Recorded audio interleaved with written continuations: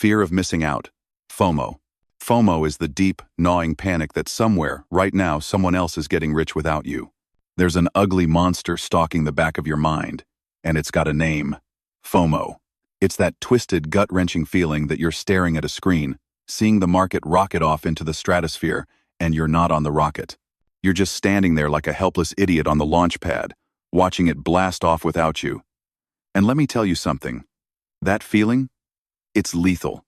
Like, psychologically fatal. It's the market equivalent of watching a viral video and thinking, why am I not the one making bank off of this? Why am I sitting here, 15 minutes away from hitting the sell button for the 14th time today while the market is soaring? Here's the thing. You're not trading, you're reacting. It's like you're a dog chasing a car you can never catch. And when that car finally stops, you're supposed to bite it, right? But no.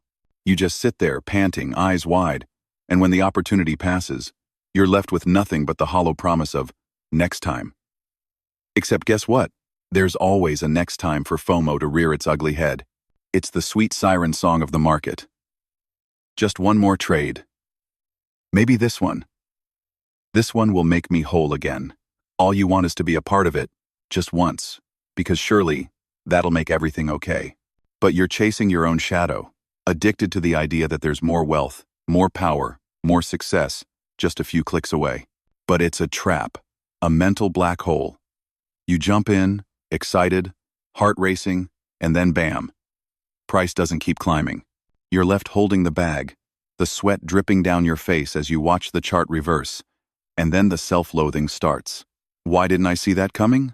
Why did I jump in so quickly? I knew better. I always know better. FOMO is a parasitic feeling. It feeds off your weakness, your ego, your fear. It convinces you that you're falling behind, that everyone else is eating while you're starving in the corner. You start making trades like a squirrel on meth, hopping from one shiny object to the next, hoping for a snack but finding only disappointment. There's a twisted beauty in it, though. In a way, FOMO is the perfect mirror of your own insecurities. The market is your stage, and you're convinced everyone's watching. But spoiler alert, no one's watching. They're too busy watching the price bounce up and down. And you're the one trying to force your way into the spotlight, only to trip on your own ego and faceplant into oblivion. But it's okay. You'll bounce back. The market never sleeps. There's always a chance to grab that elusive next time. Or, until the next time you get burned. The fear of losing everything. The fear of losing everything is the cold grip of panic that tightens around your chest the moment you realize the money you're playing with is no longer just numbers. It's your life on the line. Welcome to the darkest corner of trading. The point where every chart, every trade, every flicker of price action seems like a death sentence. It's that horrifying moment when you realize that your account balance could go from green to red faster than you can say margin call. You're not trading anymore. You're just trying to stay alive. That just a few more trades mentality you had yesterday? Gone. Replaced by an overwhelming sense of dread, a tightness in your throat that only a trader knows. Because you're not just watching price fluctuations anymore. You're watching your future evaporate before your eyes. That glorious trade that was supposed to change everything? Now it's a slow-motion train wreck. You can see it coming. But you're too paralyzed to stop it. Each tick downward on the chart feels like a personal insult. Each red candle is another slap in the face, another reminder that you're one bad decision away from ruin. You start questioning your existence. Am I really this stupid? You ask yourself as your fingers hover over the sell button, unsure whether to cut your losses or ride it out and pray. But here's the thing they don't tell you in those glossy trading books. The market doesn't care about your fears. It doesn't care about your family, your student loans, your vacation plans, or your hopes of retiring early. It's indifferent. It's a cold, cruel beast that's feasting on your doubt and greed, fattening up on your fear of losing everything. What's worse? The fear of losing it all doesn't even come with a clear warning. It sneaks up on you, little by little, until you're drowning in your own mistakes. It's like trying to bail out a sinking ship with a teacup while the waves keep crashing over you. But the real punchline? You can't even see the lifeboat anymore because you're too busy watching the water rise. So, you dig in. You double down. It's fine, you tell yourself. I've been here before. I'll just hold on a little longer. And the market laughs. The closer you get to total collapse, the more it taunts you with the flicker of potential, just enough to keep you hooked, just enough to keep you in the game for one more round. And let's talk about that one more round mentality. It's the crux of the fear. Just one more win and I'll be back on top. Just one more trade and I'll recover everything. It's the gambler's fallacy. The last, desperate attempt to defy the inevitable. And it never ends well. You've already lost the game, but your pride doesn't let you admit it. So you keep trading, keep praying, until the inevitable crash comes. And when it does, it's a final, brutal reminder that you never really had control in the first place. The fear of losing everything isn't just about money, it's about losing face, about losing your self-worth, about facing the harsh reality that you were never in the game at all. It's the haunting question you can't stop asking yourself.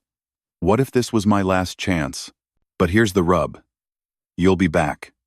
You'll rise from the ashes, driven by that same perverse hope that next time will be different. Because the market is just that seductive. And deep down, you know it's the only thing keeping you alive. Overconfidence. Overconfidence is the self-destructive belief that you're invincible, that the market can't touch you, and that your shiny new trading strategy is the ticket to infinite wealth. Spoiler alert. It's not. You've been at this long enough now to believe you've cracked the code.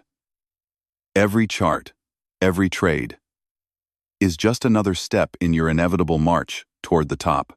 You felt the rush, the sweet dopamine hit that comes from a winning trade. And now you've got a swagger that would put Wall Street's finest to shame.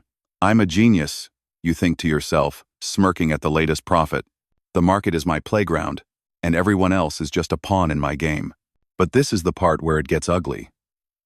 Overconfidence is a sneaky thing, creeping up on you in ways you don't even notice. It's a slow burn at first.